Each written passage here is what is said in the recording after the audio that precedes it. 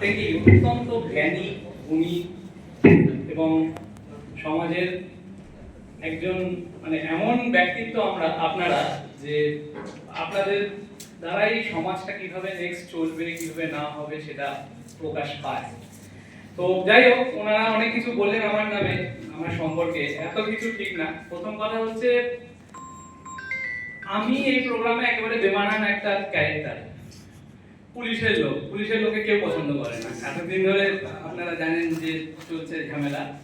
তো যাই হোক, এখানে আমি এসেছি একটাই কারণে, মানে হয়তো পুলিশ চাকরি হিসেবে পুলিশের চাকরিটা করতে হয়, রুজি রোজগার ব্যাপার আমাদের। তো এছাড়াও মানুষের তো নিজস্ব একটা সত্তা থাকা উচিত। তো আমি এই জিনিসগুলো খুব ভালোবাসি। অ্যাকচুয়ালি ছোটবেলা থেকে আমার বাড়ির যে পরিবেশটা ছিল সেটা একটুখানি এই রিলেটেড আর কি। মানে আমি একজনের নাম বলছি, ধর্মনারায়ণ বর্মা। উনি আমার নিজের দাদু হন। উনি সম্প্রতি পদ্মশ্রীও পেয়েছেন।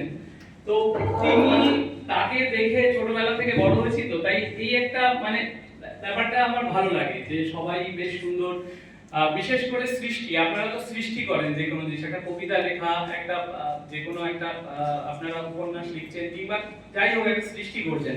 সৃষ্টি করাটা কিন্তু অনেক বড় ব্যাপার। বিজ্ঞানীরা রিসার্চ করে, অনেক কিছু রিসার্চ করে বিজ্ঞানীরা, তারা আবিষ্কার করে, সবকিছু করে, কিন্তু সেইটাকে সুন্দর করে তুলে ধরার দায়িত্বটা কিন্তু আপনারাই নিয়েছেন এবং সেটা দিয়েই মানুষ জানতে পারে, সেটা সম্পর্কে বুঝতে পারে। তো এটা একটা আলাদা স্বাদ আছে। যারা বোঝে, যারা এই সাহিত্যটা, যারা এই যে লেখা, এই ভাব প্রকাশ, বিভিন্ন একটা কবিতা লিখতে গেলে যিনি লেখেন তাকে অনেক কিছু চিন্তা করতে হয়, একটা চিন্তা করতে হয় এবং সেটাকে তার কবিতার মাধ্যমে সুন্দর করে তাকে প্রকাশ করতে হয়। তো এটা অনেক বড় ব্যাপার। এটা এরকম না যে হাতে লাঠি নিলাম চললাম পিটানোর জন্য, কিংবা একটা সমস্যা আছে ওটা গিয়ে সলভ করলাম, এটা অত বড়, এটা অনেক বড় ব্যাপার। তো এই কারণেই বলছি, আপনারা চাইলে সমাজকে পুরোই চেঞ্জ করতে পারেন, আপনারা চাইলে সমাজকে শান্ত করতে পারেন। মানুষের মন এখন বড় অশান্ত হয়ে উঠেছে চারিদিকে, মানে মানুষের যে